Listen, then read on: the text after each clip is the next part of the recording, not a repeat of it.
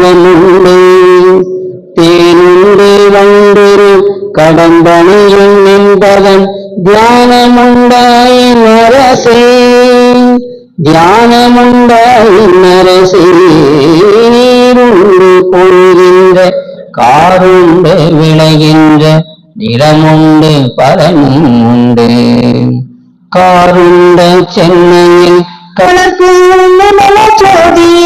காயை வந்தென்னை காத்த தரும ஜோதி தன்னை பிறரால் அறிதற்கரிய தலைமை ஜோதி எல்லாம் வந்த சித்தியாட்சி இந்த ஜோதி ஜோதியவையும் விளங்க அருட்பெரும் ஜோதி அருட்பெரும் ஜோதி தனிப்பெரும் கருணை அருட்பெரும் ஜோதி அருட்பெரும் ஜோதி அருட்பெரும் ஜோதி தனிப்பெரும் கருணை அருட்பெரும் ஜோதி.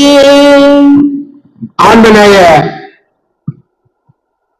சன்மார்க்க சான்றோர்களே, இன்று 507வது தொடர் சொற்பொழிவு கூட்டம். இக்கூட்டத்திற்கு வருகை தந்துள்ள அனைத்து நல்ல உள்ளங்களின் மலர்பாதங்களை வள்ளலாருடைய பாதங்களாக எண்ணி மன்றிட்டு வணங்குகின்றேன். நீங்களும் ஒரு குடும்பமும் சீரும் சிறப்புடன் பேரும் புகழுடன் நீண்ட நாள் வாழ வேண்டும் என்று எம்பெருமானை வேண்டிக் கொள்கின்றேன். இன்று முழு மதிநாள் பௌர்ணமி தினம் என்று அழகான இந்த தினத்திலே நான் ஏன் பிறந்தேன் என்ற ஒரு தலைப்பிலே இந்த சங்கத்தின் மேல் தீராத பற்றும் அன்பு நிறைந்த இந்த சங்கம் என்றும் சீரோடும் சிறப்போடும் நடைபெற வேண்டும் என்று எண்ணுகின்ற நல்ல உள்ளங்களில் பாபு ஐயா அவர்கள் ஒரு முக்கிய நபர். அவர்களுக்கு நன்றியை கூறி இந்த சங்கத்தை என்னுடைய தாய் வீடு என்று பெருமையாக போற்றக்கூடியவர். அவருடைய இந்த அன்பும் அவருடைய ஒத்துழைப்பும் இந்த சங்கத்திற்கு என்றும் தேவை என்பதையும் அவரிடம் வேண்டுகோளாக நெடிய நாட்களாக ஒரு கோரிக்கையும் அவரிடம் சமைத்துள்ளேன். அந்த கோரிக்கையும் அவர் நிறைவேற்றி தருவார் என்று இந்த முழு மதி நாளில் முழுமையாக நம்புகின்றேன். அது ஒரு பெரிய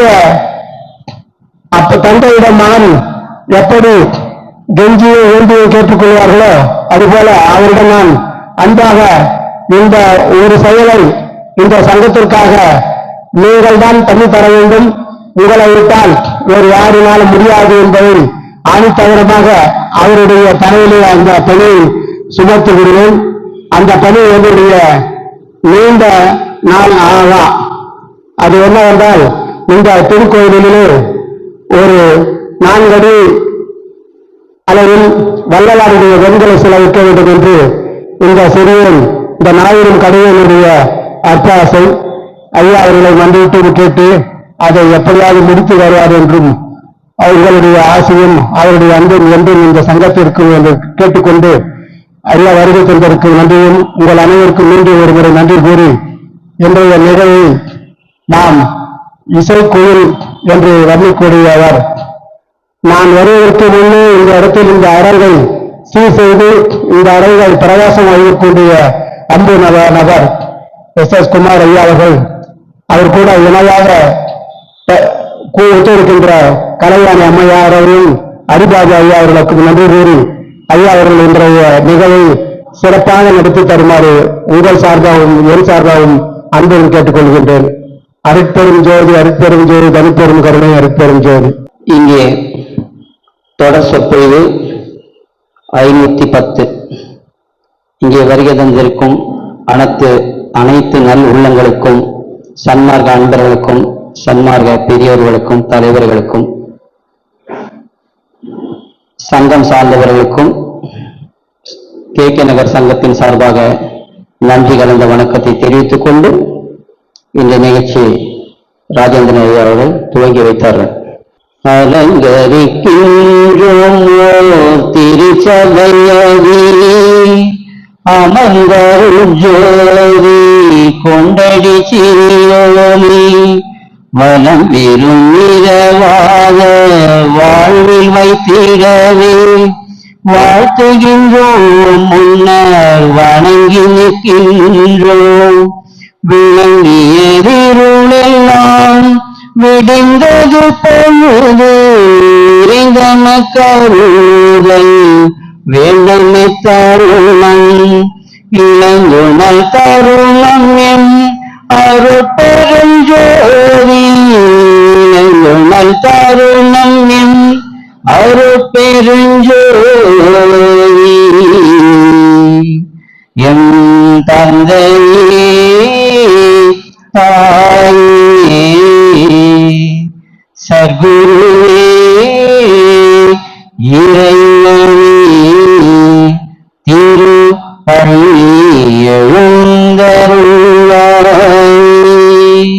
திருச்சிற்றம்பலம். இன்றைய இறைவணக்கமாக முதலாவதாக சிவகுமார் அவர்களும் திருமதி சிவகுமார் அவர்கள் இங்கே வருகை தந்திருக்கிறார்கள். மேடைக்கு வரும்படி கேட்டுக்கொள்கிறேன். அருட்பெருஞ்சோதி அருட்பெருஞ்சோதி தனிப்பெரும் கருணை அருட்பெருஞ்சோதி. கோவையிலே இலைப்பாற்றி கொள்ளுந்தகை கிடைத்த குளிர் தருவே தருணிகளே நிழல் கனிந்த கனியே. கோடையிலே இலைப்பாற்றி கொள்ளுந்தகை கிடைத்த குளிர் தருவே தருணிகளே நிழல் கனிந்த கனியே. ஓடையிலே கூறுகின்ற தீஞ்சுவை தண்ணீரே உகந்த தண்ணீரிடை மலர்ந்த சுகந்த மணமலரே சுகந்த மணமலரே. மேடையிலே வீசுகின்ற மெல்ல பூங்காற்று மின்காற்றில் விளை சுகமே சுகத்தில் வரும் பயனே. ஆடையிலே இனி மணந்த மனதாளா பொதுவில் ஆடுகின்ற அரசே என் அலங்கள் அணிந்தருளே அலங்கள் அணிந்தருளே என் அலங்கள் அணிந்தருளே. ஓடையிலே இலைப்பாற்றி கொள்ளும்பகை கிடைத்த குளிர்தழுவே தருநிழலே நிழல் கனிந்த கனியே. பார்த்தாலும் நினைத்தாலும் படித்தாலும் படிக்க பக்கம் நின்று கேட்டாலும் பணிந்து உணர்ந்தாலும் பார்த்தாலும் நினைத்தாலும் படித்தாலும் படிக்க பக்கம் நின்று கேட்டாலும் பணிந்து உணர்ந்தாலும் ஈர்த்தாலும் பிடித்தாலும் கட்டி அணைத்தாலும் ஈர்த்தாலும் பிடித்தாலும் கட்டி அணைத்தாலும் இத்தனைக்கும் தித்திக்கும் இனித்த சுவை கரும்பே இத்தனைக்கும் தித்திக்கும் இனித்த சுவை கரும்பே. வேத்தாதி மயங்காது கனிந்தனரும் கனியே வேத்தாதி மயங்காது கனிந்தனரும் கனியே மெய்யறிவானந்தும் விளக்கும் அருள் அமுதே வேத்தாதி மயங்காது கனிந்தனரும் கனியே மெய்யறிவானந்தம் விளக்கும் அருள் அமுதே. தீத்தாயம் அன்பெல்லாம் தீர்த்தாயன் அன்பெல்லாம் தொழுபொதுவில் நடிக்கும் தீர்த்தாயன் அன்பெல்லாம் தொழுபொதுவில் நடிக்கும் தெய்வநடத்தரசேயன் சிறுமொழியேற்றருளே தெய்வநடத்தரசேயன் சிறுமொழியேற்றருளே.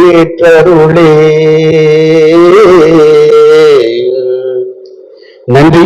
இப்படி ஒரு வாய்ப்பை எனக்கு கொடுத்த ராஜேந்திர அண்ணாவுக்கும் சென்னவன் சார் சிவபிரகாஷ் சார் இன்னும் உள்ள அப்பயமான மனிதர்களுக்கு சன்மார்க்க சங்க அங்கத்தினருக்கும் ஐயா மூத்த பாபு அவர்களுக்கும் குமாரையாவுக்கும் நன்றி சொல்லி விடைபெறுகிறேன். நன்றி. அடுத்தபடியாக விண்ணப்பம் வாசிப்பதற்காக திரு இளவரசன் ஐயா அவர்களை மேடைக்கு அழைக்கிறோம். அருட்பெருஞ்சோதி அருட்பெருஞ்சோதி தனிப்பெரும் கருணை அருட்பெருஞ்சோதி அருட்பெருஞ்சோதி அருட்பெருஞ்சோதி தனிப்பெரும் கருணை அருட்பெருஞ்சோதி. விண்ணப்பம் எல்லாமுடைய அருட்பெருஞ்சோதி அற்புத கடவுளே, அருட்பெருஞ்சோதி அற்புத கடவுளே, இது தொடங்கி எக்காலத்தும் சுத்த சன்மார்க்கத்தின் முக்கிய தடைகளாகிய சமயங்கள் மதங்கள் மார்க்கங்கள் என்பவற்றின் ஆச்சார சங்கற்ப விகற்பங்களும் வருணம் ஆசிரமம் முதலிய உலகாச்சார சங்கற்ப விகற்பங்களும் எங்கள் மனதில் பற்றாத வண்ணம் அருள் செய்தல் வேண்டும். சுத்த சன்மார்க்கத்தின் முக்கிய லட்சியமாகிய ஆன்மநேய ஒருமைப்பாட்டிருமை எங்களுக்குள் எக்காலத்தும் எவ்விடத்தும் எவ்வளவும் விலகாமல் நிறைந்து விளங்க செய்தித்தருளல் வேண்டும். எல்லாமாகிய தனிப்பெரும் தலைமை அருட்பெருஞ்சோதி ஆண்டவரே தேவரே திருவருட் பெரும் கருணைக்கு வந்தனம். அருட்பெருஞ்சோதி தனிப்பெரும் கருணை அருட்பெருஞ்சோதி தனிப்பெரும் கருணை அருட்பெருஞ்சோதி. அடுத்தபடியாக உரைநடை பகுதி வாசிப்பதற்காக சிவபிரகாசம் ஐயா அவர்கள் மேடைக்கு அழைக்கிறோம். அருட்பெருஞ்சோதி தனிப்பெரும் கருணை அருட்பெருஞ்சோதி. மூவகை ஞானம் என்பது 3 வகைப்படும். அவை உபாய ஞானம், உண்மை ஞானம், அனுபவ ஞானம். இவற்றில் தாற்பயம் நட்சத்திர பிரகாசம் போல் தோன்றிய ஜீவ அறிவே உபாய ஞானம், சந்திர பிரகாசம் போல் தோன்றி அறியும் ஆன்ம அறிவே உண்மை ஞானம், எல்லா வஸ்துக்களையும் தெரிந்து அனுபவிக்க செய்கின்ற சூரிய பிரகாசம் போன்ற கடவுள் அறிவே அனுபவ ஞானம். ஒரு வஸ்துவை அதன் நாம ரூபமின்றி காண்பது இந்திரிய காட்சி, இந்திரிய அறிவு. கூடமாய் அறிதல் கரண காட்சி, கரண அறிவு. இன்னதென்று தெரிதல் ஜீவ காட்சி, ஜீவ அறிவு. எதையும் தானாக அறிதல் ஆன்ம காட்சி, ஆன்ம அறிவு. இதற்கு தோன்றும் அறிவு, தோற்றும் அறிவு, தோற்றுவிக்கும் அறிவு, பசி அறிவு. ஆதலால் ஒரு வஸ்துவின் இடத்தில் பற்றுதல் அவா அதை அனுபவிக்க வேண்டும் என்று எழுந்தது ஆசை, அதன் மயமாக காமம், அதை தன் வசப்படுத்தி எழுவது மோகம். எந்த வஸ்துவிடத்திலும் மோகம் ஆதிக்கங்களின்றி அவாமயமாய் இட்டல் வேண்டும். அருட்பெரும் ஜோதி தனிப்பெரும் கருணை அருட்பெரும் ஜோதி.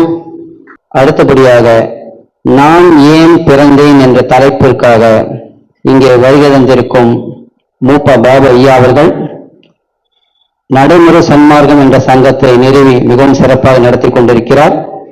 தற்சமயமாக ஓய்வு பெற்ற அவர் இப்பொழுது முழுவதுமாக தன்னை சன்மார்க்கத்திற்கு அர்ப்பணித்துக் கொண்டு இங்கே வருகை தந்திருக்கிறார். அவரை மேடைக்கு அழைக்கிறோம். நமது அன்புக்குரிய மூப்பா பாபு ஐயா அவர்களுக்கு சங்கத்தின் சார்பாக செந்தமிழ் செல்வன் ஐயா அவர்கள் இந்த காரியத்தை தமிழ்நாடு அழைத்து அன்பையும் நன்றியும் தெரிவித்தார்.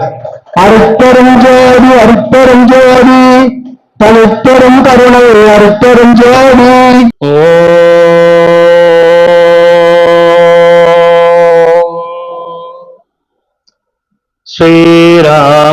ஸ்ரீராமலிங்காய நமஹ. அருட்பெருஞ்சோதி அருட்பெருஞ்சோதி தனிப்பெரும் கருணை அருட்பெருஞ்சோதி. திரு அருட்பிரகாச வள்ளற் பெருமான் திவ்ய திருவடிகளே சரணம். வள்ளல் மலரடி வாழ்க வாழ்க, எல்லா உயிர்களும் இன்புற்று வாழ்க.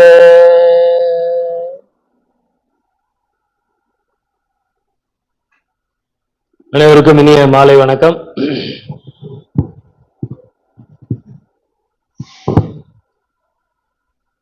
நான் ஏன் பிறந்தேன் அப்படிங்கிற ஒரு அருமையான தலைப்பு இங்கே எனக்கு கொடுக்கப்பட்டிருக்கிறது. இது வள்ளல் பெருமான் 6ஆம் திருமுறையிலே நான் ஏன் பிறந்தேன் என்கின்ற ஒரு தலைப்பிலே ஒரு பதிகம் பாடி அருளி இருக்கின்றார். சத்தியமா அந்த பதிகம் வள்ளலார பத்தின பதிகம் கிடையாது.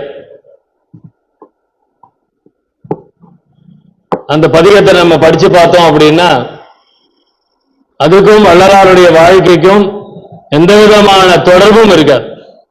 1% கூட அது வள்ளல் பெருமான் ஏன் பிறந்தார் அப்படிங்கிற மாதிரி கண்ணோட்டத்தில் நம்ம அந்த படிக்கவே முடியாது. அந்த பதிகம் முழுவதும் மனிதர்களாக பிறந்த இந்த மக்கள் இந்த மண்ணிலே ஏன் பிறந்தார்கள் என்பதாகத்தான் அந்த பதிகத்தை நாம் நோக்க வேண்டும். ஏனென்றால் வள்ளல் பெருமான் அந்த பதிகத்தை நம்மை நினைத்துதான் எழுதியிருப்பார். குறிப்பா என்ன நினைச்சு எழுதியிருப்பார் நினைக்கிறேன். வள்ளல் பெருமான் ஏன் பிறந்தார் அப்படின்னா இந்த பதிகத்தை படிக்கவே கூடாது. வள்ளல் பெருமான் நமக்காக பிறந்தவர், இறைவனால் நமக்காக வருவிக்க உற்றவர். இந்த உலக மக்கள் அனைவரும் அந்த மரணமில்லா பெருவாழ்வை அடைய வேண்டும் என்ற வழிகாட்டுதலுக்காக வள்ளல் பெருமான் பிறந்தவர். இப்படி பல விஷயங்களை நாம் சொல்லிக் கொண்டே போகலாம். இந்த உலகத்திலே அறத்தை நிலைநாட்ட வந்தவர். இப்படி பல விதமாக வள்ளல் பெருமான் ஏன் பிறந்தார் என்று சொல்லலாம். ஆனால் வள்ளல் பெருமான் நான் ஏன் பிறந்தேன் என்கின்ற அந்த தலைப்பிலே மனிதர்களுடைய, அதுவும் இந்த காலத்து மனிதர்களுடைய நிலைப்பாட்டை அப்பொழுதே எழுதி வைத்திருக்கின்றார். இது வருகின்ற காலங்களுக்கும் பொருத்தமாகத்தான் இந்த பதிகம் அமைகின்றது. இந்த நான் ஏன் பிறந்தேன் என்கின்ற தலைப்பு இதை சில நூல்களிலே பிறப்பவம் பெறாது பேதுரல் என்கின்ற ஒரு தலைப்பாகவும் கொடுத்திருப்பார்கள். இந்த பிறவியை பொறுக்க முடியாது புலம்புதல், அந்த மாதிரிதான் இந்த தலைப்பு. நான் ஏன் பிறந்தேன் என்பதை விட இந்த பிறப்பவம் பெறாது பேதுரல் என்கின்ற தலைப்பு இதற்கு பொருத்தமானதாக இருந்திருக்கும். இது அடிக்கடி நாம் இதை பற்றி பேசியதுண்டு. இப்ப நான் ஏன் பிறந்தேன் அப்படின்ற அந்த தலைப்பு வந்தோடனே நமக்கு எம்ஜிஆர் பாட்டு தான் ஞாபகத்துக்கு வரும். ஞாபகத்துக்கு வந்ததா இல்லையா உங்களுக்கு? நான் ஏன் பிறந்தேன், அதுல கூட ஒரு அருமையான கருத்து கொடுத்திருக்கிறார். நாட்டிற்கு நலமென புரிந்தேன் அப்படிம்பார். இந்த நாட்டுக்கு நல்லது என்ன பண்ணியிருக்கேன் அப்படிம்பார். அந்த மாதிரி இந்த தலைப்பு நான் ஏன் பிறந்தேன் அப்படின்னு ஒவ்வொருத்தரும் சிந்தனை பண்ணிடும் அப்படின்னா அதுக்கு என்ன விடை கிடைக்கும், அதுக்கு என்ன விடை கிடைக்கும் அப்படின்னு பார்த்தோம்னா என்ன விடை கிடைக்கும்? ஏன் பிறந்தோம்னு நம்ம எல்லாருக்கும் தெரியுமா? நம்ம ஏன் பிறந்தோம் யாருக்காவது தெரியுமா? அது தெரிஞ்சதுன்னா ஞானி ஆயிடுவோம். நம்ம ஏன் பிறந்தோன்ற ஒரே ஒரு காரணம் நமக்கு தெரிஞ்சா நம்ம ஞானி ஆயிடுவோம். நமக்கு தெரியறது இல்லை, நம்ம ஏன் பிறந்தோம்னு தெரியறது கிடையாது. ஏன் அப்படின்னா நம்மளை வளர்க்குறாங்க, நம்ம வளர்றோம். நம்மளை வளர்க்கும் போது அவங்க நீ ஏண்டா பிறந்த, இதுக்காக தான் நீ பிறந்த அப்படின்னு யாராவது சொல்லி வளர்த்துருக்கிறோமா? நம்மளையும் அப்படி வளர்க்கல, நம்ம பிள்ளைங்களையும் நாம அப்படி வளர்க்கல. இதற்காகத்தான் நீ பிறந்தாய் அப்படிங்கிற அந்த ஒரு உணர்வை யாரும் யாருக்கும் ஊட்டியதே கிடையாது. அதனால நம்ம ஏன் பிறந்தோம் அப்படிங்கிறது நமக்கு தெரியாமையே வளர்ந்து வாழ்ந்து கொண்டு இருக்கின்றோம். வள்ளல் பெருமான் ஏன் பிறந்தேன் அப்படிங்கிற இந்த தலைப்புல இதுக்கெல்லாம் பிறக்காமே இருந்திருக்கலாமே அப்படிங்கிற பொருள் படும்படி பாடியிருக்கின்றார். இது மாதிரி ஒரு பிறவியில இது மாதிரி ஒரு வாழ்க்கையை வாழ்ந்துட்டு இருக்கிறதுக்கு பதில் நம்ம பிறக்காம இருந்திருக்கலாம். அந்த அளவுக்கு இந்த பதிகத்தை வள்ளல் பெருமான் நமது குற்றங்களை எல்லாம் இந்த பதிகத்திலே பதிவு செய்திருக்கின்றார். குலத்திரையும் கொடியன், நம்ம என்ன குலம் அப்படின்னு வச்சுக்கோங்களேன். நான் என்ன குலம்னு எனக்கு தெரியாது. இந்த குலம்னு ஏதோ சொல்லுவாங்க, அது எனக்கு தெரியாது. என்ன கோத்திரம்னு எனக்கு தெரியாது. இங்கே வள்ளல் பெருமான் குலத்திடையும் கொடியன், ஒரு குடித்தனத்தும் கொடியன், குறிகளிலும் கொடியன் அன்றி குணங்களிலும் கொடியேன், மலத்திடையே புழுத்த சிறு புழுக்களிலும் கடையேன், வன்மனத்து பெரும்பாய் வஞ்ச நெஞ்ச புலையேன், நலத்திடை ஓர் அணு அளவும் நன்னுகிறேன், பொல்லா நாய்க்கு நகை தோன்ற நின்றேன், பேய்க்கு மிக இழிந்தேன், நிலத்திடை நான் ஏன் பிறந்தேன், நின் கருத்தை அறியேன் நிர்குணனே, நடராஜ நிமுன மணி விளக்கே. ஏதாவது ஒரு வாசகம் வள்ளல் பெருமானுக்கு பொருத்தமான வாசகமா சொல்லுங்க.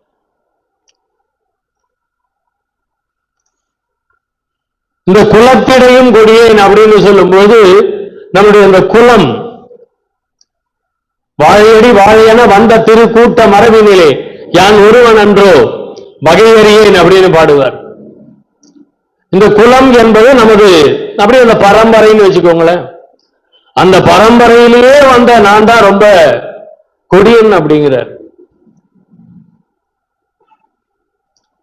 அப்போ வள்ளல் பெருமான் இத கொஞ்சம் நம்ம வள்ளல் பெருமான் அப்படிங்கிறத மறந்துட்டு இந்த பதிகத்தை நாம் பார்க்க வேண்டும் என்று உங்களுடைய பொற்பாதங்களை வணங்கி கேட்டுக்கொள்கிறேன். குலத்திடையும் கொடியன், ஒரு குடித்தனத்தும் கொடியன். குடித்தனம்னா என்னன்னு தெரியும் உங்களுக்கு? இந்த இல்லறம். இந்த இல்லறத்துல சிறந்து விளங்க முடியல அப்படின்னா நம்மளால அருளியல்ல வரவே முடியாது. இல்லறத்துல சிறந்து விளங்காத யாரும் அருளியல்ல எதையும் சாதிக்க முடியாது. இங்கே இல்லற குடித்தனத்தும் கொடியேன் அப்படிங்கிறார். அப்படின்னா என்ன, கொடுமை பண்ணிட்டு இருந்தாரா என்ன அவரு? சரிங்களா? அப்ப குடித்தனத்தும் கொடியேன். இந்த உலகியல் வாழ்க்கை என்கின்ற இந்த சம்சார இல்லற வாழ்க்கையிலே கொடியன் அப்படிங்கிறார். அப்ப யாரெல்லாம் அந்த குடித்தனத்தும் கொடியன் அப்படின்னு பார்க்கும் பொழுது அதுல இருக்கிற அந்த முதல் 2 எழுத்துக்களை சொல்லிடும். குடி. யாரெல்லாம் குடித்து கொண்டிருக்கின்றார்களோ அவர்கள் எல்லாம் இதற்கு பொருத்தமானவர்கள். குடித்தனத்தும் கொடியன். ஏனென்றால் வள்ளல் பெருமான் கல்குடி, கஞ்சா குடி, சாராயக்குடி போன்ற மயக்க குடிகள் ஆகா அப்படின்னு சொல்லக்கூடிய ஒழுக்க நெறிகளிலே அவரும் வாழ்ந்து நம்மையும் வாழ்வித்துக் கொண்டிருப்பவர். குடித்தனத்தும் கொடியேன் அப்படிங்கிறார். அப்போ இந்த குடும்ப வாழ்க்கையில சரியான முறையில் இந்த குடும்ப வாழ்க்கையை, இல்லற வாழ்க்கையை நடத்த முடியாத அந்த நபர்களை இங்கே குறிக்கின்றார். குறிகளிலும் கொடியன் அன்றி குணங்களிலும் கொடியேன். குணங்கள்னா 3 வகையான குணங்கள். 3 வகையான குணங்கள். என்னென்ன குணங்கள்? சத்துவ குணம், தாமச குணம், ராட்சச குணம்.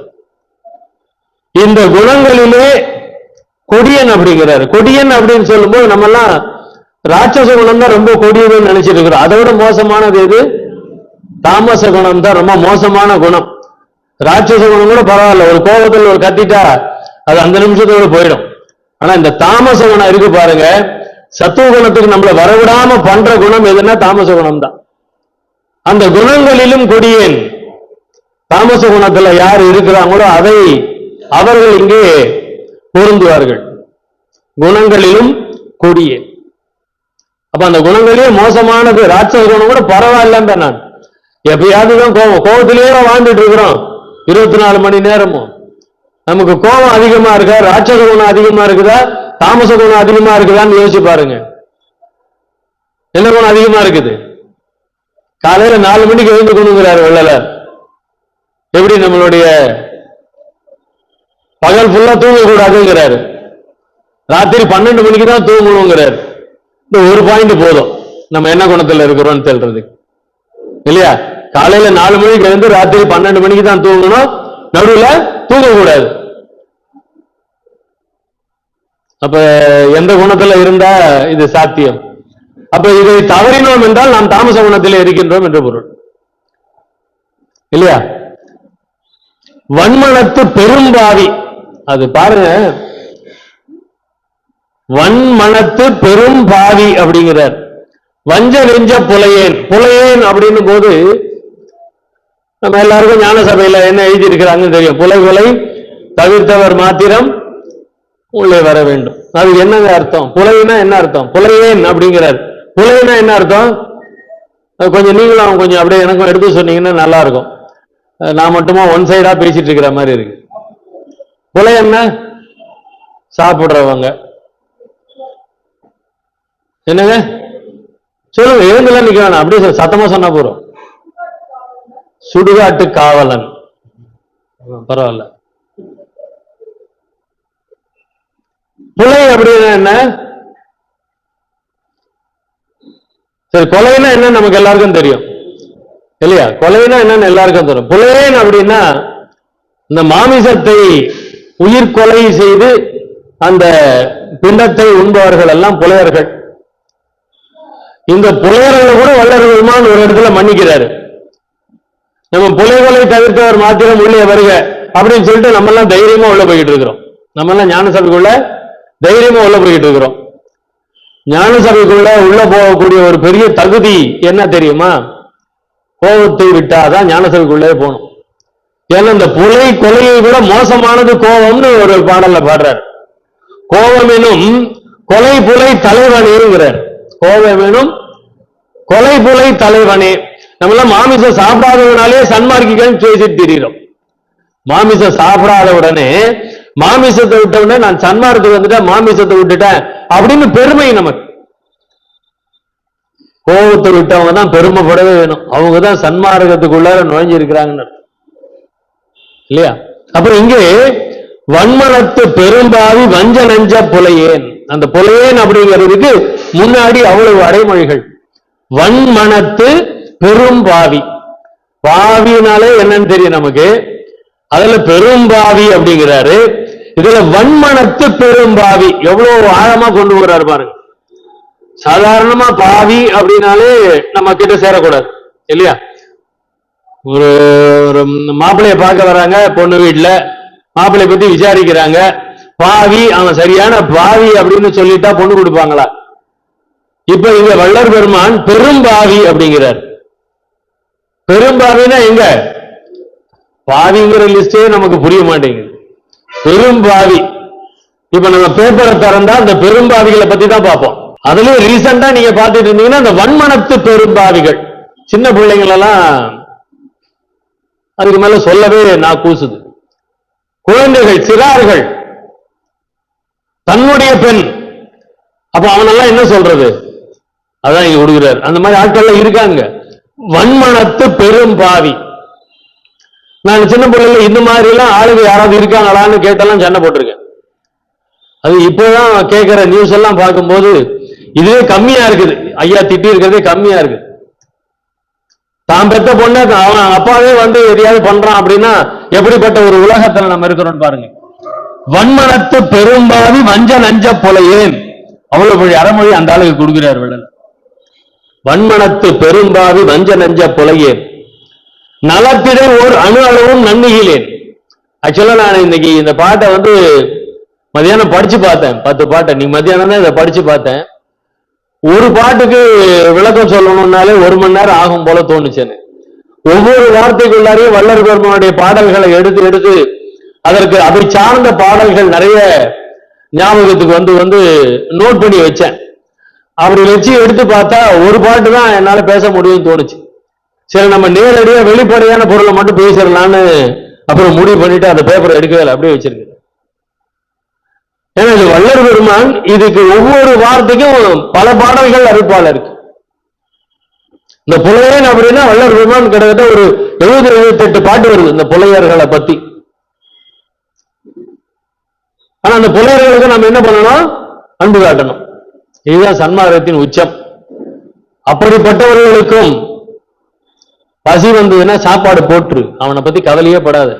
அவன் எப்படிப்பட்ட இந்த மேல சொன்ன கேட்டகிரியில எப்படி இருந்தாலும் பரவாயில்ல, அவனுக்கு சாப்பாடு போடுங்கிற அளவுக்கு ஒரு உயர்ந்த நெறியை காண்பிச்சது சன்மார்க்கம் மட்டும்தான். மற்ற மார்க்கத்துல அதை காமிக்கல, உள்ள வராதுன்னு சொல்லி துரத்திடுவான். சன்மார்க்கம் மட்டும்தான். அவன் எப்படிப்பட்டவன்ற ஆய்வே வேண்டாம், வந்துட்டான சாப்பாடு போடு. இல்ல, அப்படிப்பட்ட ஒரு அற்புதமான மார்க்கத்துல நம்ம இருக்கிறோம். இந்த மார்க்கத்தை இன்னைக்கு 570வது வாரம், 570வது வாரம். அருளாது அணுவும் அசைந்திடாது அப்படின்னு சொல்லுவாங்க. அது இந்த சங்கத்துல அதை நம்ம கண்கூட பார்த்துக்கிட்டே இருக்கிறோம். 570 வாரங்கள் தொடர்ந்து ஒரு நிகழ்ச்சியை நடத்தி கொண்டிருப்பது என்றால் வள்ளல் பெருமானின் பெரும் கருணை இந்த சங்கத்திலே துலங்கிக் கொண்டிருக்கின்றது. 570ன்னா 2 வருஷம், எத்தனை வாரம்ன்றதை கணக்கு பண்ணி பாருங்க. ஒவ்வொரு ஒரு மாசத்துக்கு அப்படின்னா எத்தனை வருடங்கள் அப்படின்னு கணக்கு பண்ணி பாருங்க.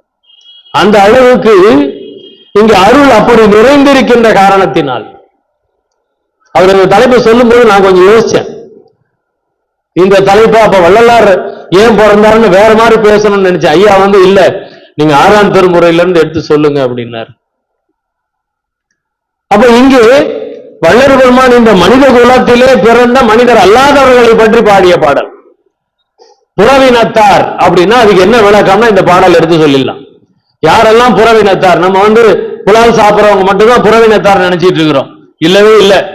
இதுல வள்ளல் பெருமான் சொல்லி இருக்கக்கூடிய ஒவ்வொரு வாசகத்திற்கும் யார் பொருந்துகின்றார்களோ அவர்கள் எல்லாம் புறவினத்தார். அவங்களுக்கு பசி தவிர்த்தல் மாத்திரமே புரிய பண்புரையேல். அவங்களுக்கு போய் பண்பு எடுத்து சொன்னா அவன் எதையாவது எடுத்துப்பானா? எடுத்துக்க மாட்டான். நாய்க்கு நகை தோன்ற நின்றேன், பேய்க்கும் மிக இழிந்தேன். இந்த பேயை பத்தி எல்லாம் சொல்லும் போது நம்ம சன்மார்க்கத்துல பேயை பத்தி பேசலாமா அப்படின்னு ஒரு கேள்வி வந்தது. பேய் இருக்கா? அத பதில் சொல்லுங்க. பேய்லாம் இருக்கா? பதிலே வரல. இருக்கு, ஆனா இல்லையா?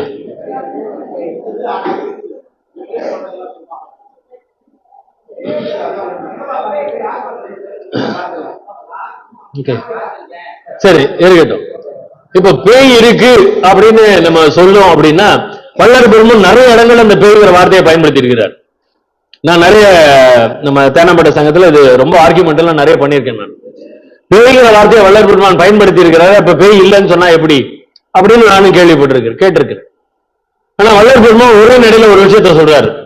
ஆன்மா தனித்து செயல்படாது அப்படின்னு ஒரு வாசகத்தை கொடுக்கிறார்.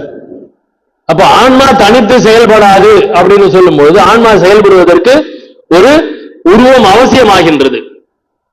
அப்ப ஆன்மா உருவம் இல்லாமல் செயல்படாதுன்னு சொல்லும் பொழுது பேய்க்கு உருவம் இருக்குதானா? இல்லைங்கிறாங்க. அது அப்படியே ஒரு புகமூட்டமா நமக்கு சினிமால காமிச்சுதான் நமக்கு பேய் பழக்கம் இல்லையா? நேர பேசலாம் இல்ல, சினிமால காமிச்சு நமக்கு பேய் பழகிருச்சு. அப்ப அந்த மாதிரி அப்ப இங்க பேய்க்கும் மிக இழிந்தேன் அப்படிங்கிறார். அப்ப பேய்க்கும் பேயை விட மிகவும் இழிவானது அப்படின்னு சொல்லும் போது அப்ப பேய் எப்படிப்பட்டது அப்படிங்கிற ஒரு கேள்வி அங்கு எழுகின்றது. நம்ம சாதாரணமா பேய் எப்படிப்பட்டது அப்படின்னா நம்ம யாரையாவது பேய் தாக்கி இருக்குதா? இல்ல, நம்ம யாரையும் தாக்கினது இல்லைன்னு நினைக்கிறேன். ஏன்னா என்னெல்லாம் இது வரைக்கும் பேய் தாக்கினது இல்லை. பேய் நான் பார்த்ததே இல்லை. நான் தான் பேய் மாதிரி அப்பப்போ பிஹேவ் பண்றேன் அப்படிங்கிற மாதிரி இருக்கும். அப்ப பேய் என்று சொல்லும் பொழுது அதனுடைய குணாதிசயங்கள் அதை நம்ம எல்லாரும் வளர்த்துட்டு இருக்கிறாங்க. பேய் இப்படிப்பட்டது அப்படிப்பட்டது அது மாதிரி அப்படின்னு. பேய் பிடிச்சிருச்சு அப்படின்னா தன் வசம் இழத்தல். பேய் பிடிச்சிருக்குது அப்படின்னு சொன்னா தன்னை மறந்து அப்படிங்கிற ஒரு பொருள். என்ன பேய் என்ன பிடிச்சிருச்சு அப்படின்னா அது இஷ்டத்துக்கு தான் இந்த தேகம் செயல்படும், என்னுடைய ஆன்மா அங்கே செயல்படாது அப்படிங்கிற மாதிரி ஒரு பொருள் ஏற்படுகின்றது. பேய் பிடிச்சிருக்குது அப்படின்னு சொன்ன அது நல்ல பேய் கெட்ட பேய் அந்த மாதிரி நிறைய வருவாங்க. பேய்க்குள்ளார நம்ம போல இப்ப பேய்க்கு மிக இழிந்தேன் அப்படின்னு வள்ளல் பெருமான் சொல்லும் பொழுது அப்ப அந்த பேய் யாரையாவது பிடிச்சிருச்சு அப்படின்னா அவர்களுடைய அந்த உண்மைத்துவம் போயிடும். அப்ப அந்த பேயினுடைய ஆற்றல் அந்த தேகத்திலே செயல்படக்கூடிய ஒரு சூழ்நிலை அப்படின்னு நம்ம பேய் இருந்தது அப்படின்னா அந்த சூழ்நிலைன்னு எடுத்துக்கலாம். அப்ப பேய்க்கு மிக இழிந்தேன் அப்படின்னா தன் வசம் இழத்தலை வள்ளல் பெருமான் சொல்றார். நான் என்னுடைய கண்ட்ரோல்ல இல்ல, இந்த தேகம் இந்த என்னுடைய ஆன்மாவுடைய கட்டுப்பாட்டுல இல்ல அப்படின்னா அதை பேய் என்று நாம் சொல்லலாம். நம்மளுடைய கட்டுப்பாட்டுல இல்ல. நம்ம கட்டுப்பாட்டுல இருக்கிறோமா? ஆன்மாவோட கட்டுப்பாட்டுல இந்த தேகம் செயல்படுகின்றதா? ஆன்மாவின் கட்டுப்பாட்டுல இந்த மனம் செயல்படுகின்றதா அப்படின்னா இல்ல. அப்ப எப்பயுமே பேய் மாதிரி வாழ்ந்துட்டு இருக்கிறோம். அப்போ பேயதான் வாழ்ந்துட்டு இருக்கிறோம். நம் வசம் நாம் இல்லை. நம்ம குடிச்சவனை பார்த்து சொல்லிட்டு இருக்கிறான், அவனை பாருங்க ஏகாந்தமா ரோட்ல அப்படியே வந்து கிடக்குறான். அவன் வந்து யாராவது நம்மளை பத்தி என்ன நினைப்பாங்கன்னு ஏதாவது கவலைப்படுறானா? இல்ல. இல்ல வண்டி வருது, இல்ல போறவரை மேய்ச்சிட்டு போயிடுவானா, இல்ல நம்ம பாக்கெட்ல ஏதாவது பணம் இருந்தா அதை எடுத்துட்டு போயிடுவானா, எந்த கவலையும் இல்லை. அடுத்தவன் நம்மளை பத்தி என்ன நினைப்பாங்கிற அந்த கவலையே இல்லாம படுத்துட்டு இருக்கிறான் பாருங்களேன். அந்த உணர்வு நான் ரொம்ப மதிக்கிறேன். ஏன்னா நம்ம எல்லாம் அடுத்தவங்க நம்ம என்ன நினைப்பாங்கன்னே வாழ்ந்து வீணா போயிட்டு இருக்கிறோம். ஆனா அந்த குடிகாரம் பாருங்க, அதுவும் இந்த காலத்து குடிகாரங்கள ரொம்ப ரோட்ல அப்படியே உட்காந்துக்கிறாங்க. எதிர்க்க இந்த பக்கம் சாராய பாட்டிலையும் தண்ணியை வச்சுக்கிட்டு பப்ளிக்கா உட்காந்து குடிக்கிறாங்க. முந்தையெல்லாம் கொஞ்சம் குடிக்கிறதெல்லாம் கொஞ்சம் மரவா குடிப்பான், இல்ல குடிக்கிறது மற்றவங்களுக்கு தெரியக்கூடாதுன்னு நினைச்சிட்டு இருப்பான். ஆனா இப்பெல்லாம் இல்ல, அது ரொம்ப பெருமையான விஷயமாக போற்றப்படுகிறது. நான் சொல்லுவாங்க, கோயில்ல வந்து நம்ம வந்து ஒரு கிரகப்பிரவேசம் கிடையாது, காலையில தீபாரணை பண்ணி கடை திறக்கிறது கிடையாது, ராத்திரி தீபாரணை பண்ணி கடை மூடுறது கிடையாது, ஒரு கணபதி ஹோமம் கிடையாது. ஆனா செல்வம் எங்க கொட்டுது அப்படின்னா, எங்க கொட்டுது? அங்கதான் கொட்டுது. அப்ப அப்படிப்பட்ட ஒரு நிலை. அப்ப இங்கே பிழைக்கு மிக இழிந்தேன் அப்படின்னா அந்த குடிகாரன் அத்தனை பேருக்கும் இந்த வார்த்தை வாசகம் பொருந்தும்.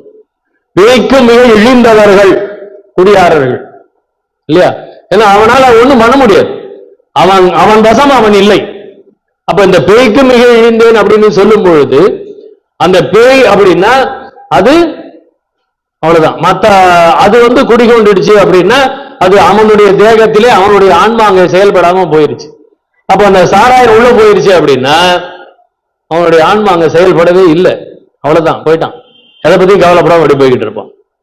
நிலத்திடை நான் ஏன் பிறந்தேன், இப்படிப்பட்டவர்கள் வாழக்கூடிய நிலத்திடை நான் ஏன் பிறந்தேன் வேணா வள்ளல் பெருமான் பாடி இருக்கலாம்.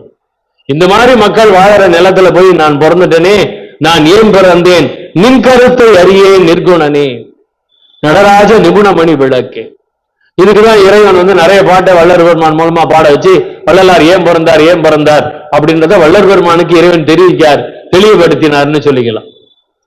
அப்ப இங்கு குலத்திரையும் கொடியன் குடித்தனத்தும் கொடியேன் அப்படின்னு ஒவ்வொருத்திலையும் வள்ளல் பெருமான் தன்னை இழிவாக பாடியதாக நாம் நினைக்கலாம்.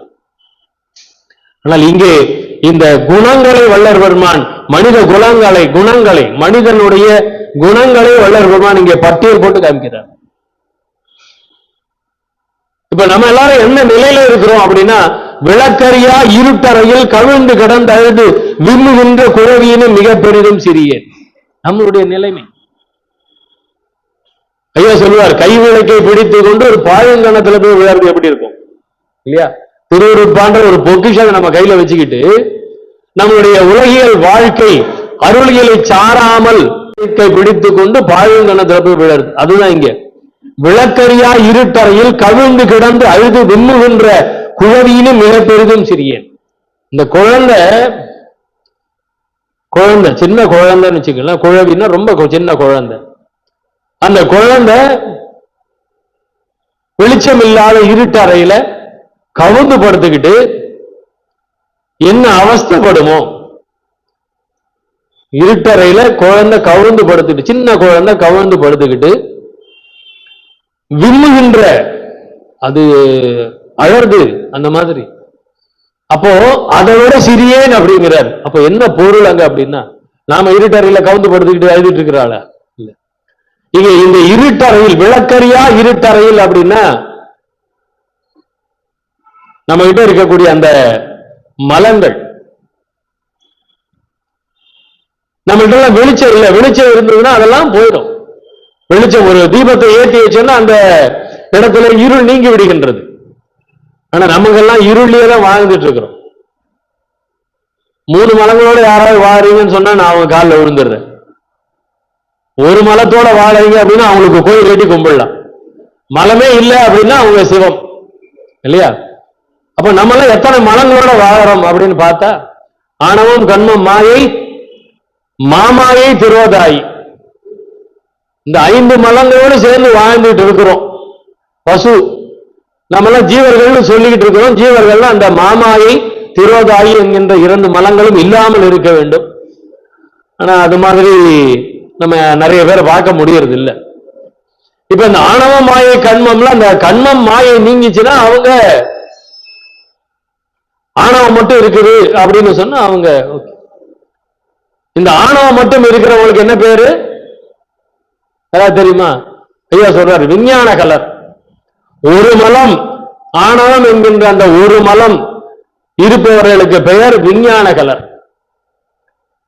அடுத்தது ஆணவம் கண்மம் என்கின்ற இரண்டு மலங்களை உடையவர்கள் பிரளயாகலர்.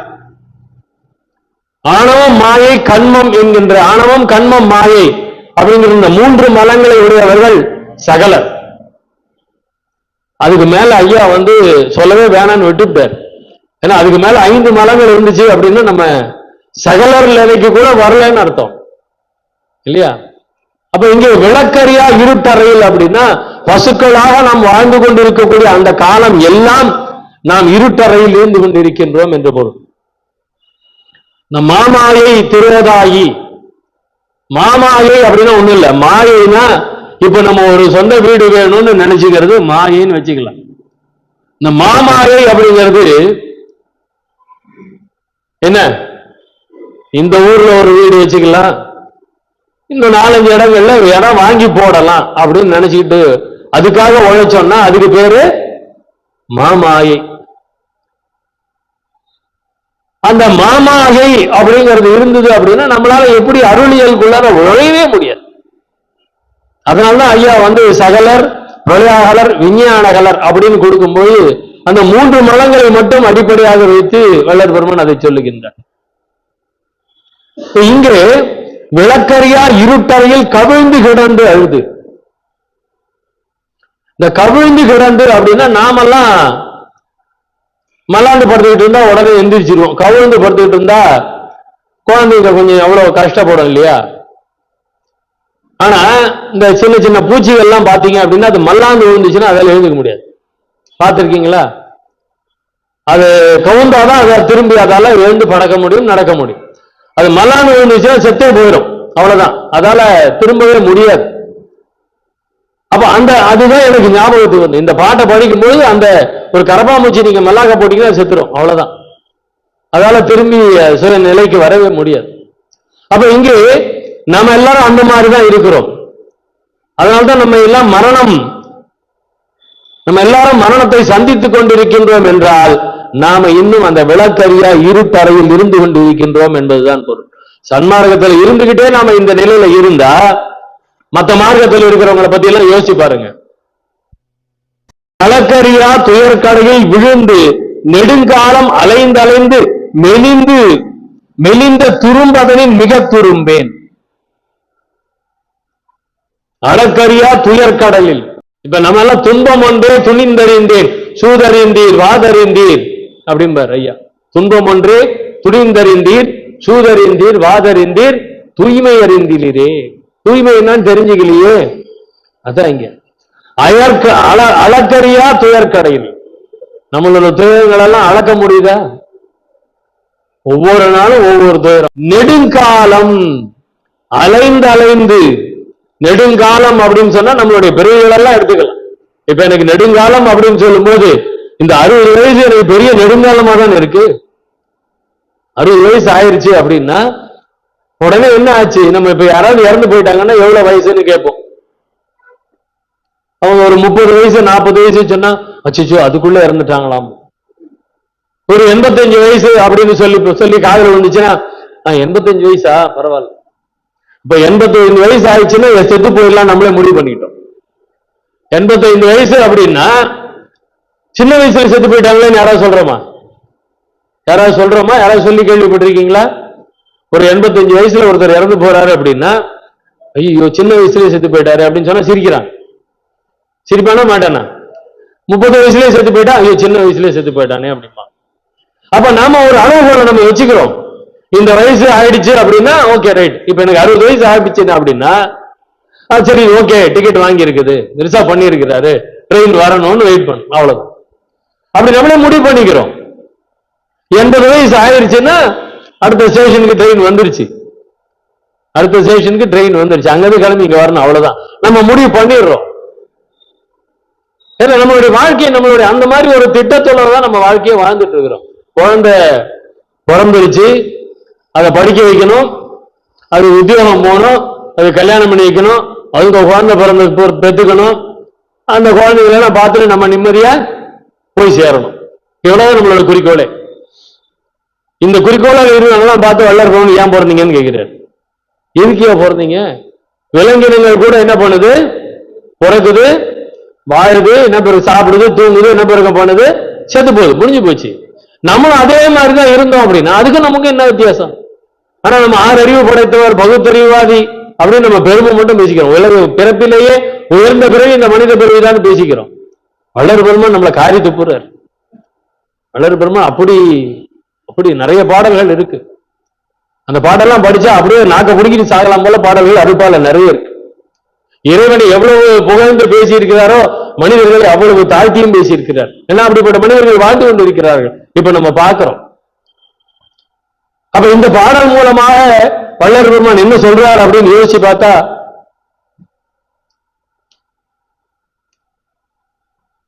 அளக்கரியா துயர்கடலில் விழுந்து நெடுங்காலம் அலைந்து அலைந்து, நம்ம அப்பா நம்மளை அப்படிதான் வளர்க்கிறாரு, நம்ம பிள்ளை அப்படிதான் வளர்க்கிறோம், நம்ம பிள்ளை அவங்க பிள்ளைகள் அப்படிதான் வளர்க்க போறாங்க. ஒருத்தர் கூட ஞானத்தை புகட்டி ஞானத்தை சொல்லி கொடுத்து வளர்க்கறது வழியே கிடையாது. ஏன்னா நம்ம பொருள் ஈட்டக்கூடிய ஒரு வாழ்க்கையை தான் வாழ்ந்துட்டு இருக்கிறோம். அதை நோக்கிதான் நம் பிள்ளைகளை நாம் வளர்த்து கொண்டிருக்கின்றோம். அப்படிதான் போச்சு. ஆனால் உத்தியோகம் பண்ணிக்க, உத்தியோகத்துக்கு போகாம நான் கோயிலுக்கு போறேன், நான் சன்மார்க்க சங்கத்துல போய் சேர்ந்து தொண்டு பண்றேன் அப்படின்னு சொன்னா முட்டாள்தனம் பண்ணாதேங்கிறோம். முதல் வார்த்தை முட்டாள்தனம் பண்ணாத, பின்னாடி ரொம்ப கஷ்டப்படுவேன். அதனால ஒழுங்கா உத்தியோகத்துக்கு போ, ஒழுங்கா கல்யாணம் பண்ணிக்கோ. நம்ம சொல்றது வள்ளலார் கல்யாணம் பண்ணிக்க வேணாம்னு சொன்னாரா? அப்படின்னு சொல்லி நம்ம அவங்கள இந்த உலகியல்ல தான் இழுத்து விடுவோம் இல்லையா? அளக்கரியா துயர்கடலில் விழுந்து நெடுங்காலம், நம்ம பட்ட கஷ்டம் அவங்க படக்கூடாதுன்னு நினைக்கிறதே கிடையாது. நம்ம பட்ட கஷ்டத்தை அவங்களும் படட்டும் அப்படின்னு தான் நம்ம எல்லாருக்கும் கல்யாணம் பண்ணி வைக்கிறோம். அலைந்தலைந்து மெலிந்து துரும்பதனில் மிக துரும்பேன், கிழக்கரியா கொடுமையெல்லாம் கிளைத்த பழுமரத்தேன், கெடுமதியேன் கடுமையினேன் கிரிபேசும் வெறியேன். இது கெடுமதியேன். மதியை விதியை மதியால் வெல்லலாம். எப்படி? கெட்டு போற மதி இருந்தா எப்படி வெல்ல முடியும்? அப்ப கெடுமதியேன் அப்படின்னு என்ன அர்த்தம்? சாயந்தரம் இங்க KK நகர்ல செருப்படி இருக்குது போலாம் அப்படின்னு கிளம்பும் போது ஃப்ரெண்ட் ஒருத்தர் அப்படி போன் பண்ணி, இன்னைக்கு இந்த படம் ரிலீஸ் ஆயிருக்குதுரா, டிக்கெட் கிடைச்சிருக்குது, வாடா போலாம் அப்படின்னா என்ன பண்ணுவோம்? சரி அடுத்த செவ்வாய்க்கிழமை KK நகர் போய்க்கலாம், அதான் வாரம் நடத்துறாங்களே, இது ஃபர்ஸ்ட் டே ஃபர்ஸ்ட் ஷோ, கிடைக்காது டிக்கெட் அப்படின்னு அங்கதான் போவோம் இல்லையா? நடக்கிறது அப்படிதான். கெடுமதியேன், நான் ஐயா ரொம்ப சொல்ற, 5 புல வேடருக்கு அறிவை பறிகொடுத்து அப்படின்னு பாடுவார். 5 புல வேடருக்கு அறிவை பறிகொடுத்து, நம்மளால அறிவை பறிகொடுத்துட்டு வாழ்ந்துட்டு இருக்கிறோம். யாருக்கு? நம்மளுடைய புலன்களுக்கு. இந்த கண்ணு என்ன பார்க்கணும், காது எதை கேட்கணும், மூக்கு எதை நுகரணும், நாக்கு எதை சுவைக்கணும், தேகம் எதை பற்ற வேண்டும், இதை பத்தி எல்லாம் ஒண்ணுமே இல்லை. அந்த புலன்கள் எதை செய்ய வேண்டுமோ அதை மறந்து அறிவை பறிகொடுத்து அனுபவத்துல வாழ்ந்துட்டு இருக்கிறோம். அதுதான் அங்க சொல்லுவாங்க. கெடுமதியேன் கடுமையினேன் கிரிபேசும் வெறியேன். இந்த அடுத்தவங்களை பத்தி பேசுறது அப்படின்னா அவ்வளவு சுகம் நம்மளுக்கு. ஐயா அதை ஒழுக்கத்தில் கொண்டாந்து வைக்கிறார். பிற குற்றம் விசாரியாது இருத்தல். நான் சொன்னேன் ரொம்ப பஞ்சமா பாதகங்கள் அப்படின்னு சொல்லும்போது அதெல்லாம் நம்ம சன்மார்க்கத்துக்கு கொண்டு வர வேண்டாம். சன்மார்க்கத்துல பஞ்சமா பாதகங்கள் அப்படின்னு எதை எடுக்கலாம் அப்படின்னா, பொய் சொல்லாதிருத்தல், பிறர் மேல் கோபியாதிருத்தல், பிறர் குற்றம் விசாரியாதிருத்தல், தன்னை மதியாதிருத்தல், இப்படி இதெல்லாம் எடுத்துக்கிட்டு வந்தோம் அப்படின்னா இதுதான் பஞ்சமா பாதகங்கள் சன்மார்க்கத்துல. ஏன்னா நம்ம நான் கள்ளு குடிக்கல அப்படின்னு ரொம்ப பெருமையா சொல்லலாமா? நான் சிகரெட் பிடிக்க மாட்டேன் அப்படின்னு பெருமையா சொல்லலாமா? நான் புலால் சாப்பிட மாட்டேன்னு பெருமையா சொல்லலாமா? அந்த பெருமையெல்லாம் நமக்கு வேண்டவே வேண்டாம். ஏன்னா அதெல்லாம் நம்ம லிஸ்ட்லயே கிடையாது. அது நம்ம லிஸ்ட்ல இருந்து அதுக்கப்புறமா அதை நம்ம விட்டு இருந்தோம்னா பரவாயில்ல. அதெல்லாம் நம்ம லிஸ்ட்லயே, சன்மார்க்க லிஸ்ட்லயே அதெல்லாம் கிடையாது. அப்ப அதெல்லாம் விட்டுட்டு வாழறேன் அப்படின்னு பெருமையா சொல்லிட்டு இருந்தா என்ன அர்த்தம்? அதெல்லாம் ஒரு பெருமையே கிடையாது. அதெல்லாம் சன்மார்க்கத்திலே மிகச்சாதாரணமான விஷயங்கள். ஆனா இங்க இந்த கரண ஒழுக்கத்திலே சொல்லப்பட்டிருக்கக்கூடிய விஷயங்கள் அதுதான் நம்மளுடைய பஞ்சமா பாதகங்கள். நம்ம வந்து இந்த பாவம் அப்படிங்கிற பாவத்தை பத்தி பேசி ஒருத்தர் பாவம் பண்ணிக்கிட்டார், பாவம் மாட்டிக்கிட்டார் இல்லையா? இந்த பாவ புண்ணியம் அப்படிங்கிறத பேசிட்டு அது என்னமோ எங்கெங்கயோ போகுது, அது கிளை கிளையா மாறி போயிடுச்சு. அவர் பேசுனது ஒண்ணு, இவங்க அதை ரூட் போட்டு எடுத்துட்டு போனது வேற வேற மாதிரி எடுத்துட்டு போயிட்டாங்க. இப்ப காலம் அந்த மாதிரி இருக்குது இல்லையா? இப்ப இங்க உட்காந்துட்டு ஆன்மீகம் பேசக்கூடாதுன்னு சொன்னா அது எப்படிங்க? இந்த கோயில்ல உட்காந்து ஆன்மீகம் பேசக்கூடாதுன்னு அது நியாயமா? பாவ புண்ணியத்தை யாருக்கு சொல்லிக் கொடுக்கணும்? பிள்ளைங்களுக்கு சொல்லிக் கொடுத்துதானே ஆகணும்.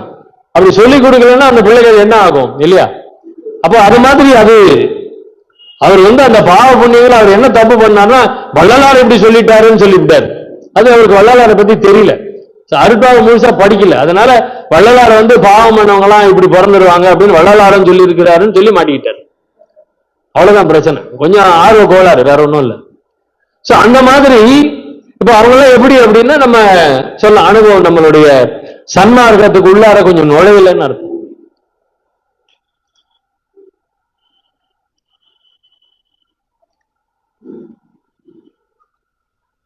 அறியாத பொறியவர்க்கும் இழிந்த தொழிலவர்க்கும் அதிகரித்து துன்மார்க்கத்து அரசு செய்யும் கொடியேன். அறியாத பொறியவர்க்கும், இதுதான் இப்ப நம்ம சொன்னது, அறிவை பறிகொடுத்து இருக்கக்கூடியது.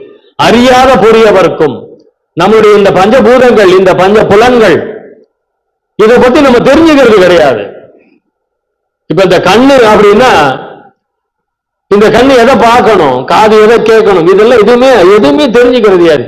அறியாத பொறியவர்க்கும் இழிந்த தொழிலவர்க்கும். இழிந்த தொழில் செய்பவர்கள். எது இழிந்த தொழில்? செய்யும் தொழிலே தெய்வம் சொல்லிட்டு எல்லாத்தையும் சொல்லிடலாமா? சொல்ல முடியாது. இழிந்த தொழிலவர்க்கும், ஐயா வந்து அது இழிந்த தொழில் அப்படின்னு எதையெல்லாம் சொல்லுவாரு அப்படின்னு கற்பனை பண்ணி பார்க்க முடியல. இழிந்த தொழில் அவர்க்கும், ஒரே ஒரு தொழில், இழிந்த தொழில் எது? என்ன?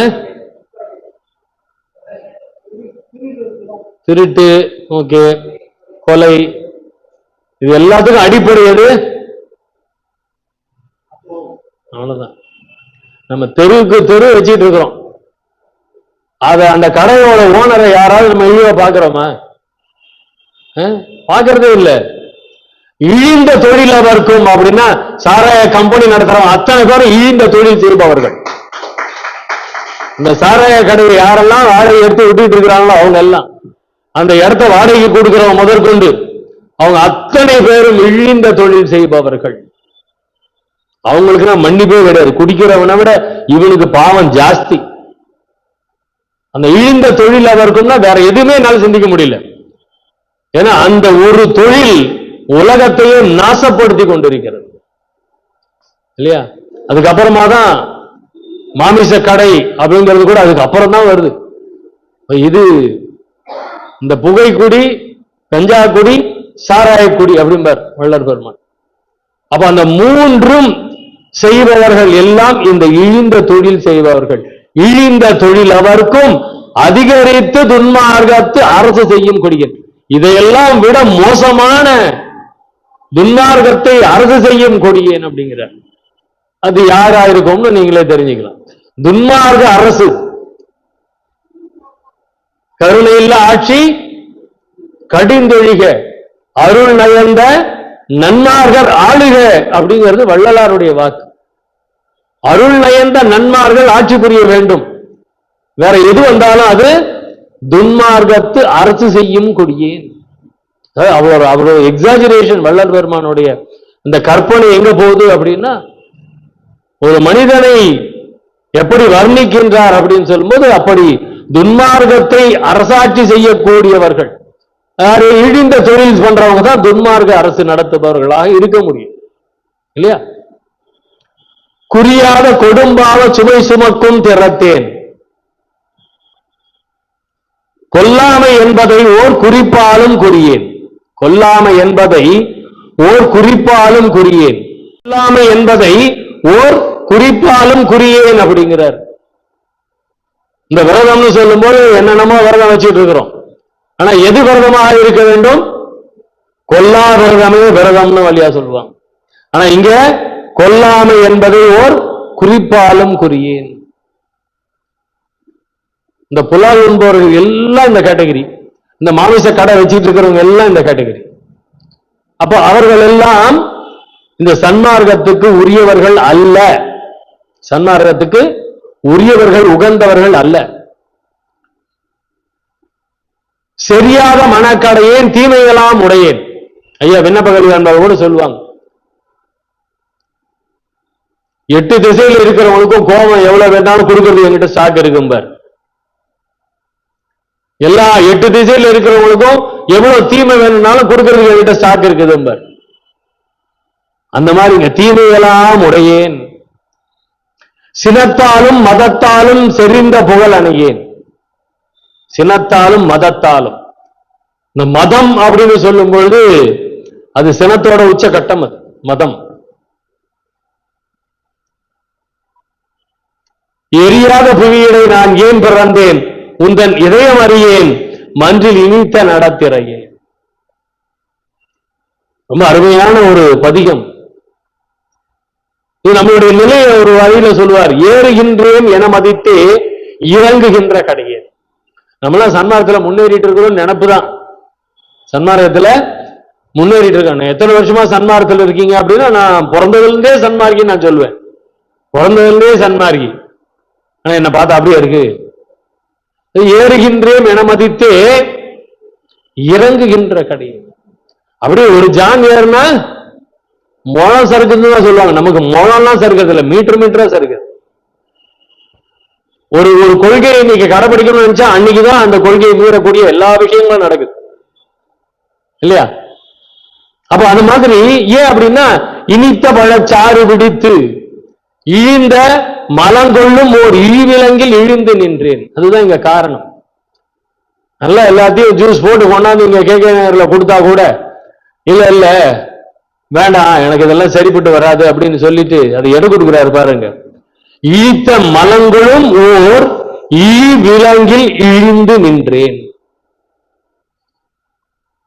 வார வாரம் இங்க கிளாஸ் நடக்குது, வார வாரம் ஒருத்தர் ஒரு அருளாளர் இங்க சொற்பொழிவு பண்ணிட்டு இருக்கிறாங்க. வார வாரம் இங்க ஒவ்வொரு செவ்வாய்க்கிழமையும் இங்க ஒரு 1.5 மணி நேரம் உட்கார்ந்தோம் அப்படின்னா நம்மளுடைய எல்லா வினைகளும் சத்தியமாக தீர்ந்து விடும். அப்படிப்பட்ட ஒரு அருள் அரசு இங்கே நடந்து கொண்டிருக்கின்றது. இதெல்லாம் விட்டுட்டு நம்ம வீட்டுல உட்கார்ந்து சீரியல் பார்க்கறது எதற்கு சமம் அப்படின்னா, இந்த இழித்த மலம் கொளும் ஓர் இழி விலங்கில் இழிந்தேன் அப்படிங்கிறதுக்கு அந்த டிவி சீரியல் பார்க்கறதுக்கு சமம். பேப்பர் எடுத்து படிக்காதீங்க, நியூஸ் கேட்காதீங்க, டிவி பார்க்காதீங்க. இந்த மாதிரி அருள் நிகழ்வுகள் மட்டும் நம்ம கண்ணிலையும் காதலையும் ஒழிச்சுக்கிட்டு இருந்தது அப்படின்னா நாம ஏன் பிறந்தோம்னு நமக்கு தெரிஞ்சிடும் அப்படிங்கிறத சொல்லி அற்புதமான இந்த தலைப்பு முழுவதுமாக என்னால் சொல்ல இயலவிடையை இன்னொரு காலத்திலே நாம் பார்ப்போம். நன்றி, வணக்கம். இங்கே சென்ற 8ஆம் தேதி இங்கே போரூரிலே ஒரு நடைமுறை சன்மார்க்க சங்கம் துவங்கப்பட்டது. வருகின்ற 28, 29 தேதிகளில் பத்திரிகை இருக்க கொடுக்கிறோம். 28, 29 தேதிகளிலே செஞ்சி வட்டத்திலே நயம்பாடி என்கின்ற ஒரு கிராமத்திலே நடைமுறை சன்மார்க்க சங்கம் துவக்கப்பட இருக்கிறது. 28ஆம் தேதி மாலை வள்ளல் பெருமான் வீதி விழாவுடனும் 29ஆம் தேதி அந்த சங்கம் திறப்பு விழாவும் நமது ஜீவசீனிவாசன் ஐயா அவர்களுடைய கச்சேரியுடனும் அங்கே காலை 6 மணி முதல் பகல் 3 மணி வரை நிகழ்ச்சி நடைபெற இருக்கிறது. சென்னையிலிருந்து ஒரு பேருந்து ஏற்பாடு செய்யப்படுகின்றது.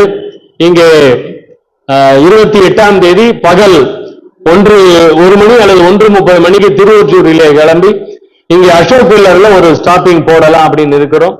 இங்கே வருபவர்கள் உங்களுடைய பெயர்களை எனக்கு என்னோட தொடர்பு கொண்டால் அதை பேருந்து ஏற்பாடு செய்வதற்கும் வசதியாக இருக்கும் என்பதை தெரிவித்துக் கொள்கிறேன்.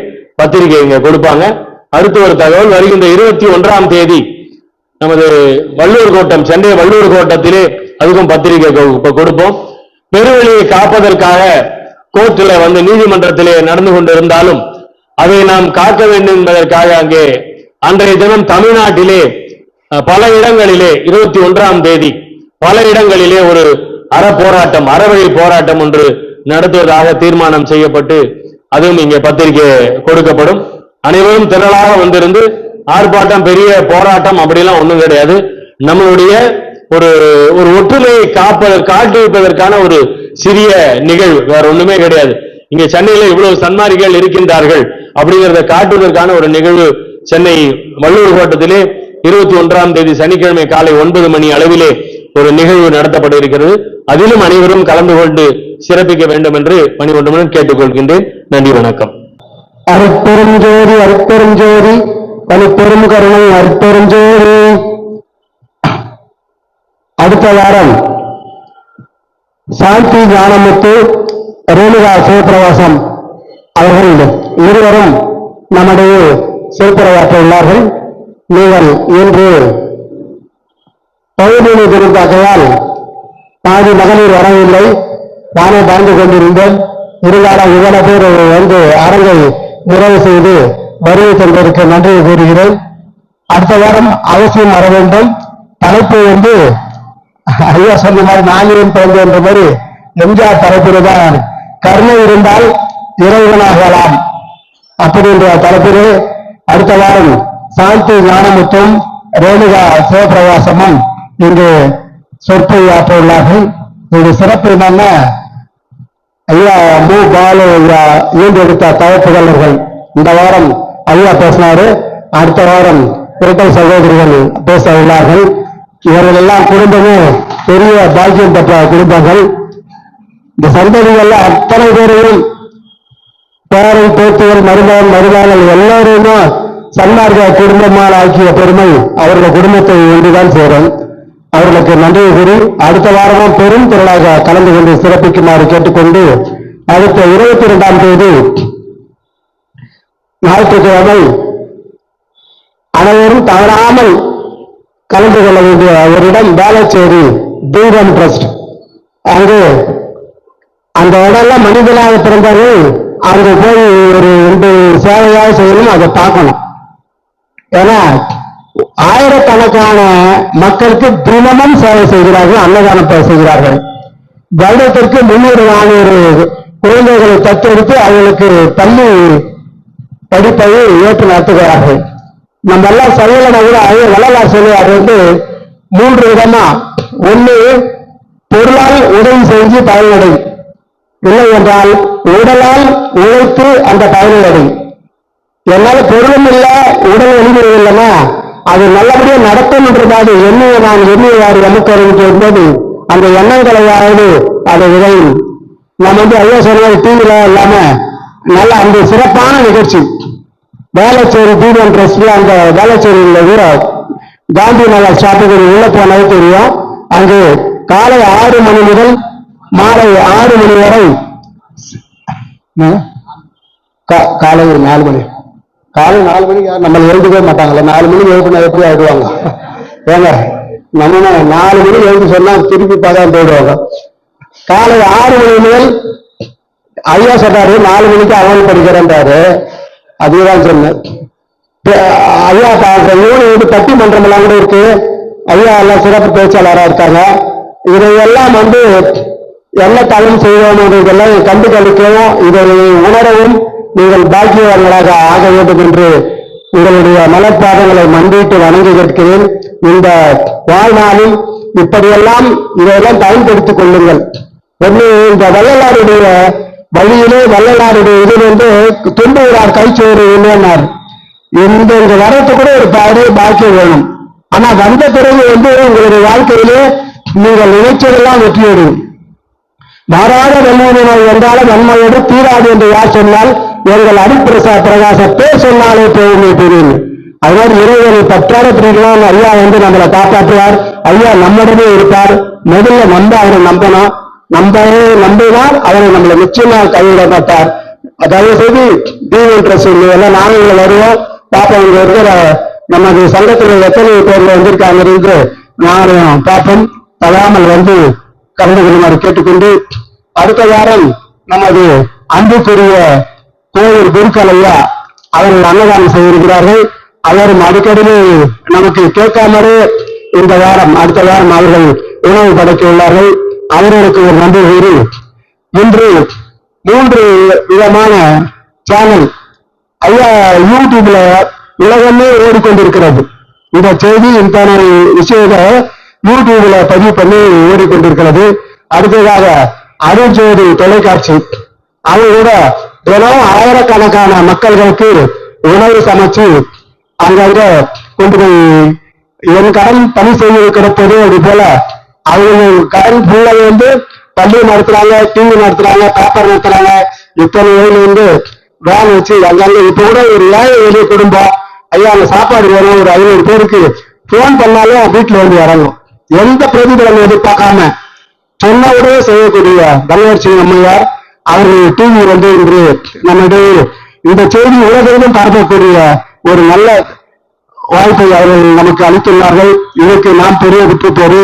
அது பிறகு தம்பி ராஜ்பாபு சிந்தேஸ் ஐயா அவர் தம்பியும் எவ்வளவு இடைவெளிக்கிறது. அவருடைய தந்தைக்கு உடல்நலம் சரியில்லை, இருந்தாலும் நம்முடைய அழைப்பை ஏற்று இந்த அரங்கு செய்தியை உலகெங்கும் சன்மார்க்க கருத்துக்களை பரப்புவது என்று ஒரு நல்ல நோக்கத்துடன் இருந்து என்று நம்முடைய இதை எடுத்திருக்கார். நாளையே காலையிலே போட்டுருவார். இதை நைட்டை எடிட் பண்ணி காலையில் 6 மணி நான் எழுந்திருக்கு முன்னாடி அந்த இது 1 மணி நேரம் இந்த செய்திகள்லாம் யூடியூப்ல வந்துடும். அப்படி ராத்திரி பாலம் வரக்கூடிய அருமை நண்பர் இவர்களுக்கு நன்றி கூறி அடுத்ததாக செந்தமிழ் செல்வன் ஜெயராமையார் நாளைக்கு வருமாறு மிக பணியுடன் இருக்கும். அருட்பெரும் ஜோதி அருட்பெரும் ஜோதி அருட்பெரும் கருணை அருட்பெரும் ஜோதி. இன்றைய சிறப்பு உணவு இவர் என்னுடைய 45 கால ஆரோக்கிய நண்பர், குடும்ப நண்பரும் கூட.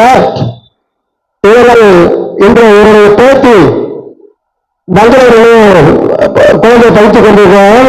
அன்சுவி என்ற பெயர் கொண்டவர். அவர்களுக்கு இந்த பிறந்த நாள். அவர்களுக்காக இன்று நம்முடைய சிறப்பு உணவு அளிக்க வருகிறார்கள்.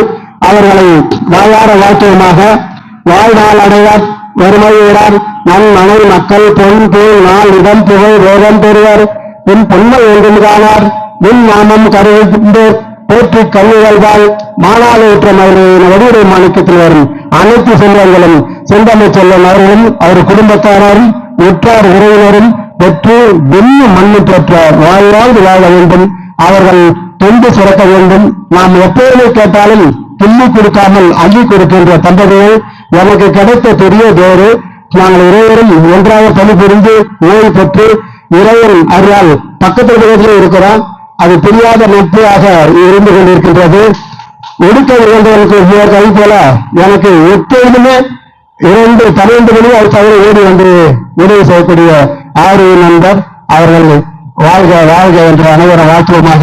அவர்கள் தொண்டு சிறக்கவும் அவர்களுடைய பேட்டியை நன்றாக படித்து உலகெங்கும் சிறந்த பெண்மணியாகவும் அவர்கள் விளங்க வேண்டும் என்று கேட்டுக்கொள்கிறோம். அருட்பெருஞ்சோதி அருட்பெருஞ்சோதி அருட்பெரும் கருணை அருட்பெருஞ்சோதி. அடுத்ததாக செல்வி பரசுராமன் அம்மா அவர்கள் ஒரு 10 நிமிடம் நன்றி உரையாற்றுமாறு அன்புடன் கேட்டுக்கொள்கிறேன். அருட்பெரும் ஜோதி அருட்பெரும் ஜோதி தனிப்பெரும் கருணை அருட்பெரும் ஜோதி. திருவருள் பிரகாச வல்லலார் தெய்வ திருவடிகளே சரணம். வள்ளல் மலரடி வாழ்க வாழ்க, எல்லா உயிர்களும் இன்புற்று வாழ்க. இன்று கேகே நகர் சங்கத்தில் 570வது தொடர் சொற்பொழிவு விமரிசையாக நடந்து முடிந்தது. இதை வாரம் நமக்கு திரு ராஜேந்திரன் ஐயா அவர்கள் ஒரு தடையும் இல்லாமல் இந்த சொற்பொழிவை சிறப்பாக ஏற்பாடு செய்து நிகழ்த்தி கொண்டிருக்கிறார்கள். அதற்கு நம்முடைய சன்மார்க்க அன்பர்களின் ஆதரவும் இருப்பதாகவும் வள்ளல் பெருமானின் திருவருளாலும் தான் இது நடக்கின்றது என்பது மிகவும் பொருத்தமானது. இந்த விழா வாரந்தோறும் ஒவ்வொருத்தரை யாரையாவது நம்ம அருளாளரை கூப்பிட்டு அவங்களை ஏற்பாடு செஞ்சு அதை சரிவர செய்வது என்பது ரொம்ப கஷ்டம். ஆனா தவறாம அவங்க நடத்திட்டு இருக்காங்கன்னா அது இறைவனுடைய திருவருளால் தான் நடக்கின்றது. எனவே பெருமானுக்கும் நம்முடைய ஐயா அவர்களுக்கு முதற்கான நன்றி கலந்த வணக்கத்தை தெரிவித்துக் கொள்கிறேன். அப்புறம் இந்த கூட்டத்தை தொடர்ந்து ஒவ்வொரு வாரமும் இந்த கூட்டம் தொடங்குவதற்கு முன்னால நமக்கு அலுவல் எஸ் குமார் ஐயா அவர்களும் திரு கலைவாணி அவர்களும் திருவருட்பா பாடலை நமக்கு செவ்வர பாடி நம்மை ஆன்மீக சிந்தனையில் நம்மளை மூழ்க வைத்து விடுவார்கள். அவங்க சீக்கிரம் வந்துருவாங்க. 6 மணினா 5:30க்கே வந்து இங்க வந்து எல்லா அரேஞ்ச்மெண்ட்ஸும் பண்ணி சுவாமிக்கு விளக்கேற்றி அந்த பாடல்களை ஆரம்பித்து விடுவார்கள். அதுக்கும் நான் சங்கத்தின் சார்பாகவும் மகளிர் அணி சார்பாகவும் அவர்களுக்கும் வணக்கம் கலந்த நன்றியை தெரிவிக்கிறேன். இறைவணக்கம் பாடிய திரு சிவகுமார் அவர்களுக்கும் நன்றி. விண்ணப்பம் வாசித்த திரு இளவரசன் ஐயா அவர்கள், உரைநடை பகுதி வாசித்த திரு சிவபிரகாசன் ஐயா அவர்களுக்கும் நம்முடைய சங்கத்தின் சார்பாகவும் வணக்கம் கலந்த நன்றியை தெரிவித்துக் கொள்கிறேன்.